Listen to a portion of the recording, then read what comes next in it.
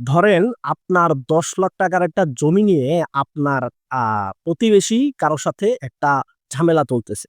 এই যে একটা ক্যাচাল জমি জমা সংক্রান্ত বা টাকা পয়সা সংক্রান্ত, আমরা জানি এটা হচ্ছে দেওয়ানি মামলা বলে বা দেওয়ানি আইন বলে। ঠিক আছে? সো এই ১০ লাখ টাকার যেই সমস্যাটা, এইটার সমাধান করতে হলে আপনি যদি চিন্তা করেন যে আপনি যেকোনো কোর্টে গিয়েই এই আ মামলাটা করতে পারবেন, তাহলে কিন্তু ভুল। আপনি চাইলেই যেকোনো কোর্টে গিয়ে এই মামলা করতে পারবেন না। কেন? কারণ হচ্ছে দেওয়ানি কার্যবিধি ১৯০৮ এর ধারা ১৫ তে বলা আছে যে প্রতিটা আ আদালতের, প্রতিটা কোর্টের তাদের আ সর্বনিম্ন পর্যায়ে হচ্ছে গিয়ে আপনাকে মামলা করতে হবে। ঠিক আছে? তার মানে কি দাঁড়াইতেছে? তার মানে দাঁড়াইতেছে হচ্ছে আপনার যে ১০ লাখ টাকার যেই সম্পদ আছে, সেইটা নিয়ে হচ্ছে আপনার যেই সর্বনিম্ন কোর আছে ওইখানে যেয়ে হচ্ছে মামলা করতে হবে। এখন এই দেওয়ানি কার্যবিধি আইন ১৯০৮ এর ধারা ৬ এ বলা আছে যে কোন আদালত তার এখতিয়ারের বেশি সমমূল্যের বা মূল্যমানের বেশি কোন মূল্যে আ মামলা সে আ বিচার করতে পারবে না।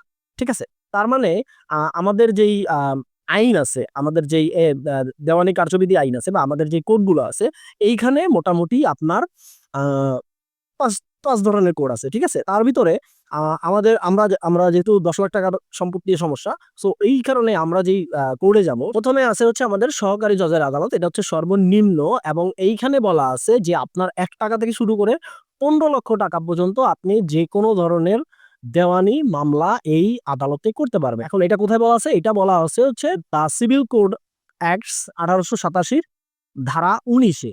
আবার বলা আছে হচ্ছে ৳১৫,০০,০০০ থেকে ৳২৫,০০,০০০ পর্যন্ত মামলা করতে হবে আপনাকে সিনিয়র সহকারী জজের আদালতে। এটাও বলা আছে দ্যা সিভিল কোর্টস অ্যাক্টস ১৮৮৭ ধারা ১৯ এ। এবার ৳২৫,০০,০০০ থেকে শুরু করে সীমাহীন, মানে এর কোনো সীমা নেই। এই পর্যন্ত আ মানে যত টাকার বা সম্পদের মামলা হোক, এইটা আপনাকে করতে হবে যুগ্ম জেলা জজের আদালতে। এবং এইটা বলা আছে দ্যা সিভিল কোড অ্যাক্টস ১৮৮৭ ধারা ১৮ তে। তার মানে আমরা একটা আ আ ৩ টা কোর্টের নাম জানলাম, ৩ টা আদালতের নাম জানলাম। যেটা হচ্ছে আমাদের সহকারী জজের আদালত, সিনিয়র সহকারী জজের আদালত এবং যুগ্ম জজের আদালত। এই ৩ টার কাজ হচ্ছে আমাদের একটা হচ্ছে ৳১ থেকে ৳১৫,০০,০০০, একটা হচ্ছে ৳১৫,০০০ থেকে ৳২৫,০০,০০০, আরেকটা হচ্ছে ৳২৫,০০,০০০ থেকে সীমাহীন। এরপরে আরো ২ টা কোড আছে, সেটা হচ্ছে আমাদের জেলা জজের আদালত এবং অতিরিক্ত জেলা জজের আদালত। এইখানে আপনি কি করবেন? এইখানে আপনি করবেন যে এই যে নিম্ন আদালতগুলো ছিল, অবশ্য এই যে ৩ টা আদালতের কথা আমরা বললাম, সেখানে কিন্তু এদের আদি এখতিয়ার আছে। আদি এখতিয়ার কি আমরা জানি। আদি এখতিয়ার হচ্ছে যে এরা হচ্ছে গিয়ে আপনার মামলা নেওয়ার ১ম যোগ্যতা সম্পন্ন আদালত। ঠিক আছে? আপনি চাইলেই কিন্তু জেলা জজ আদালতের কাছে যাইতে পারবেন না। আপনি চাইলেই হচ্ছে অতিরিক্ত জেলা জজ আদালতের কাছে যেয়ে মামলা করতে পারবেন না। হ্যাঁ, তবে তাদের কাছে কখন যেতে পারবেন? ধরেন আপনার যে ৳১০,০০,০০০ টাকার সম্পদ ছিল, যেটা নিয়ে সমস্যা হচ্ছে, এইটা আপনি ১ম এ কোথায় মামলা করবেন? সহকারী জজের আদালতে। কেন?